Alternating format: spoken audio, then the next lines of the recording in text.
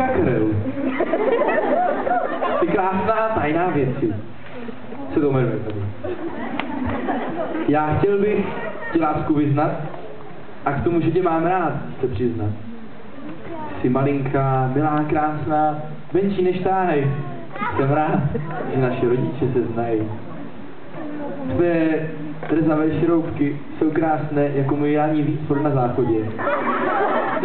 Tak nezapomeň ty šroubky v pohodě, nebo ti je donesu na radíček a splním ti tvůj večerní přáníček.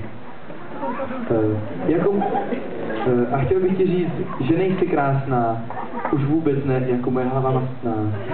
Nechci už tě nikdy ztratit, sednu si na tebe a snesu tě do modré z nebe.